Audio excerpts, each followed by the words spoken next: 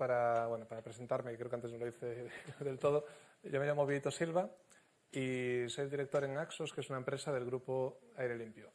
Y básicamente lo que realizamos son mediciones de calidad del aire principalmente, pero también de otras cuestiones ambientales vinculados con certificaciones de sostenibilidad o con certificación WELL, por ejemplo.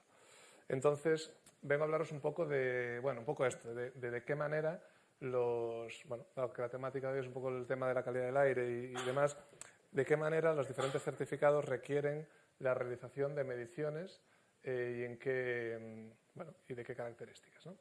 Como digo, Axos es una empresa del grupo Aire Limpio, de la que forman parte estas otras empresas, Comtech, Aire Limpio y Ambisalud. Y nada, como digo, ofrecemos servicios en diferentes certificaciones, pero más allá de lo que hagamos nosotros, lo que quería un poco es comentaros sobre las diferentes certificaciones que hay en el mercado. La certificación WELL es el certificado que está vinculado con la salud y bienestar de las personas. Es decir, su temática está centrada exclusivamente en este ámbito, a diferencia de las que veremos después como LEED y BREEAM. Es decir, la temática es exclusivamente la salud y el bienestar de las personas. Una característica que tiene es que está basado en el rendimiento. Esto significa que no importa tanto el camino que sigamos, ¿no?, la estrategia que sigamos, como el resultado que obtengamos. Si hablamos de calidad del aire, el ejemplo es sencillo, ¿no? No es lo mismo el sistema de filtrado que tendremos que instalar en un edificio, en una zona contaminada del centro de una ciudad, por ejemplo, que el que tendremos que instalar en una zona rural, que igual es ninguno, ¿no?, directamente.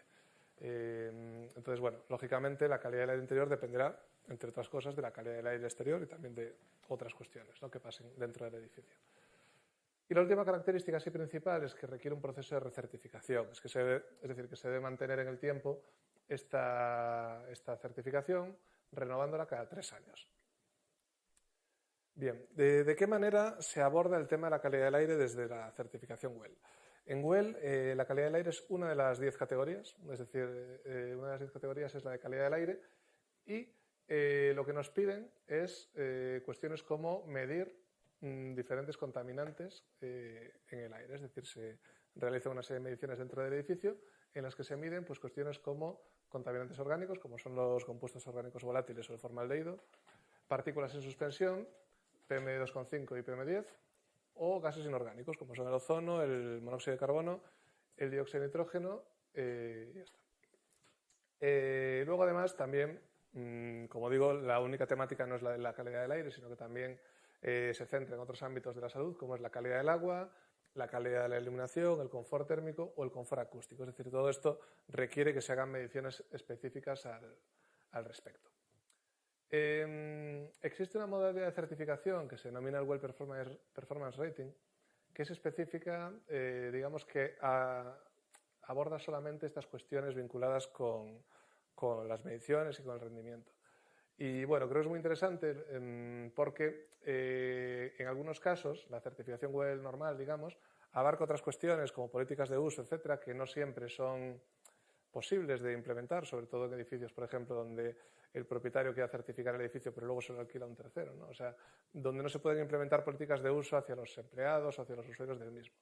Pero sí que es muy interesante este estándar, digamos, para aquellos edificios donde lo único que queremos es verificar en términos objetivos, digamos, de qué manera las diferentes cuestiones, como decíamos antes, la calidad del aire, del agua, etcétera, impactan en la salud de los usuarios.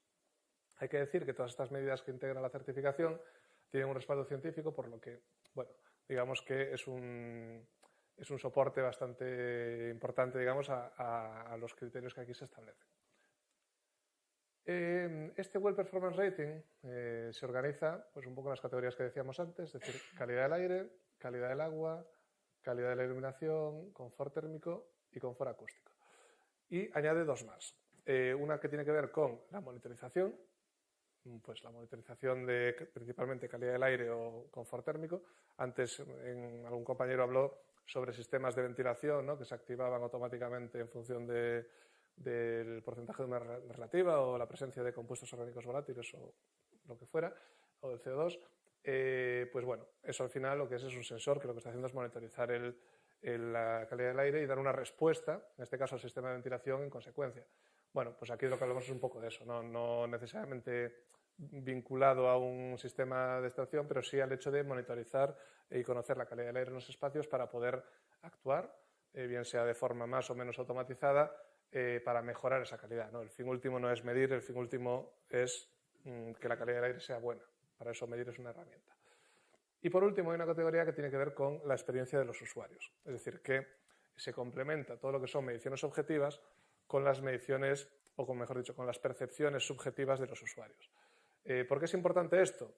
Bueno, porque al final yo siempre pongo un ejemplo de el agua del grifo, por ejemplo, de Barcelona, ¿no? Si es bebido, pues tiene un sabor que no está muy rica, pero no quiere decir que esté contaminada, es totalmente potable y se puede beber. Es decir, que en parámetros objetivos seguramente es un agua más o menos correcta, podemos decir, pero ¿qué pasa? A nadie le gusta, entonces la gente no la bebe. Entonces eso quiere decir que hay algo que hacer al respecto, ¿no? Pues bueno, sería un poco eso, pero aplicado a las diferentes categorías. Por tanto, creo que es una certificación interesante en este sentido porque se centra puramente en las mediciones, digamos, y en tener datos para poder actuar, que es un poco la base de esta certificación. Bueno, esto ya lo hemos comentado, básicamente mediciones, monitorización y encuestas a los usuarios es un poco en lo que está basado esta modalidad de certificación WELL. Aquí tenemos simplemente algunos ejemplos de las mediciones que se pueden realizar. Pues aquí tenemos unas mediciones de compuestos orgánicos volátiles y de formaldehído que se realizan mediante muestreo activo, que se denomina, es decir, tenemos unos tubos que cuentan con unos reactivos en su interior, se hace pasar aire a través de él y esos tubos se mandan al laboratorio. Es como si cogiéramos una muestra de aire, pues como cuando cogemos las muestras de agua, ahora lo tengo, no lo tengo. Bueno, como cuando cogemos una muestra de agua para mandar a un laboratorio en un bote, pues aquí sería lo mismo, pero una muestra de aire, aunque de una forma un poquito más compleja, ¿no? Porque necesitas unos reactivos y demás, pero bueno, al final la esencia sería la misma. Y tenemos también equipos que lo que hacen es medir en lectura directa, es decir, que de forma directa podemos medir y obtener una lectura ya de los resultados. ¿Por qué uno u otro? Bueno, al final esto te da más precisión, te da menos inmediatez, al final depende un poco de lo que estés buscando. Son diferentes opciones. Aquí tenemos un poco lo mismo, ¿no? Pues esto es porque estamos certificando nuestras oficinas aquí en la Castellana y esto hicimos unas fotos mientras hacíamos las mediciones. ¿Qué otras cuestiones se pueden medir?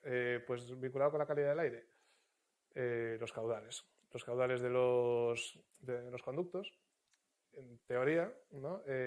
Son los que marca la UTA, ¿no? Pero bueno, en la práctica no es así, porque al final tenemos unos filtros que se tupen, lo comentaba también antes, no me acuerdo, perdonad, pero puse el ejemplo de dos filtros, uno sucio y uno limpio, ¿no? Pues evidentemente ese filtro sucio lo que está provocando también es una pérdida de carga y que los caudales no sean seguramente los que queremos que hayan. Entonces, al final hay un tema vinculado con la eficiencia energética, pero también hay un tema vinculado, lógicamente, con la calidad del aire, en conocer los caudales de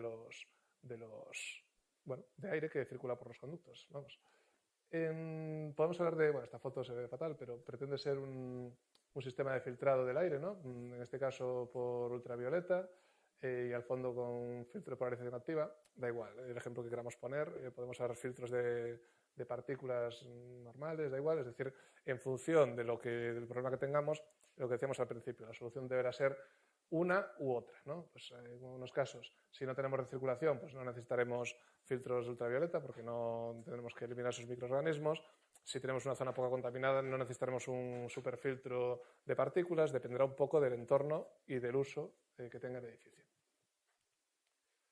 Otro ejemplo tiene que ver con la monitorización. Al final, antes veíamos dos modalidades de medición, una de laboratorio, una de lectura directa, una más precisa y más lenta, ¿no? Porque hay que mandar al laboratorio, y la otra más inmediata. Bueno, la más inmediata de todas es, lógicamente, tener la monitorización en tiempo real. Evidentemente, estos equipos que se instalan, estos son los nuestros de Smokey, de aire limpio, o los que sean, pues no tendrán la precisión máxima, pero a cambio nos aportan una ventaja importante que es la inmediatez y los datos en continuo durante todo el tiempo. Entonces, bueno, al final hay que poner una balanza a lo que queremos buscar. No hay una solución mejor o peor, sino que dependerá un poco de lo que estemos buscando. Pero bueno, son diferentes estrategias para medir la calidad del aire que podemos tener. Otras certificaciones. Las englobo todas para no estar mucho rato, porque al final son bastante parecidas. No es el objetivo tampoco de entrar al detalle, porque bueno, es una presentación breve, pero certificaciones de sostenibilidad. Aquí tenemos, pues las más famosas serían BREEAM y LEED. Tenemos también DGNB, que actualmente en España lo gestiona también el Green Building Council de España, y a su vez hay otra que también gestiona este organismo, que es Verde. Bueno, son certificaciones de sostenibilidad en el término amplio de la palabra, que abordan la sostenibilidad desde diferentes puntos de vista, como es la eficiencia energética, el ahorro de agua, el emplazamiento, los materiales, y todas ellas tienen un capítulo que se denomina de una u otra manera, pero que viene a ser algo como salud y bienestar. Es decir, todas ellas tienen un capítulo, una categoría, que se centra en lo mismo que se centraría la certificación WELL. Evidentemente, al ser un capítulo solo, pues el alcance es menor, ¿no? Pero bueno, quiero decir que todas llevan un capítulo y están implementando últimamente, en las últimas actualizaciones, otras ya las tenían de antes, pero es verdad que aunque ya las tenían, no se solían elegir porque eran optimizaciones y no siempre se elegían, tienen categorías, o mejor dicho, criterios o créditos vinculados con realizar mediciones tanto de calidad del aire como del agua o incluso mediciones acústicas. Desde mi punto de vista, bueno, en las mediciones de calidad del aire son similares a las de WELL, ¿vale? Se miden contaminantes similares, de una forma o de otra. No vamos a entrar aquí en metodologías porque no tampoco es cuestión de aburrir en exceso. Calidad del agua, pues lo mismo, o confort acústico. ¿Cuál es desde mi punto de vista, la cuestión? Se está yendo mucho en esta dirección. Es decir, se está yendo mucho hacia la dirección de la importancia de las verificaciones in situ de las diferentes cuestiones. Igual que pasa en el ámbito de las instalaciones, pues con el commissioning, pues aquí con el tema de la salud, se está yendo mucho en esta dirección en estas certificaciones para verificar que la salud, en este caso, no solamente se diseña correctamente, sino que se cumple.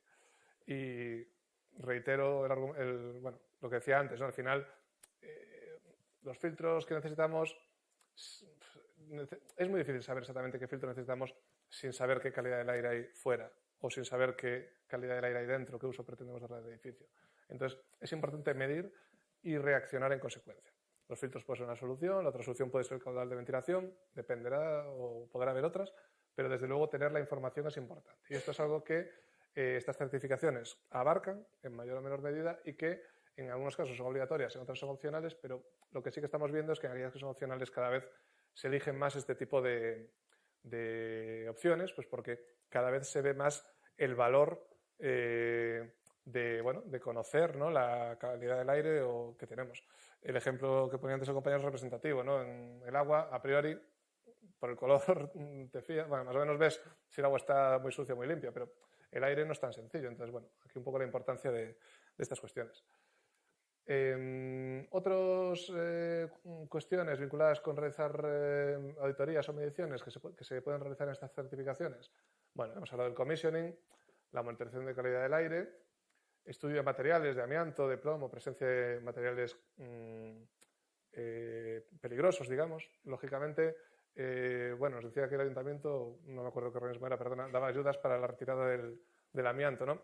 Bueno, lo primero es saber si hay amianto, porque puede haber fibrocemento sin amianto. Entonces, puede haber un edificio justo ahí del 2000-2001 que todavía no se había prohibido, y no sabes seguro si hay o no. Entonces, al final, hacer una inspección y verificar esto, en vez de asumir que sí que hay, pues te puede ser de utilidad, ¿no? O al revés, pensar que no hay y que sí que hay. Estudios de luz natural, etcétera. La medición de caudales ya hemos comentado. Bueno, en definitiva, simplemente por resumir, las certificaciones de sostenibilidad están moviéndose en esta dirección de solicitar cada vez más, o sea, no solamente criterios en base a proyectos, sino también criterios en base a resultado final. Lo cual yo creo que es importante porque al final es la forma de asegurarnos de que se ha hecho un buen diseño adaptado a las necesidades reales. Así que por mi parte nada más, tampoco quiero estirar mucho más el tema. Así que, bueno, estoy a vuestra disposición para preguntas tanto hacia mí como hacia alguno de los anteriores ponentes, porque no hemos hecho la ronda de preguntas, entonces si alguien quiere preguntar a alguien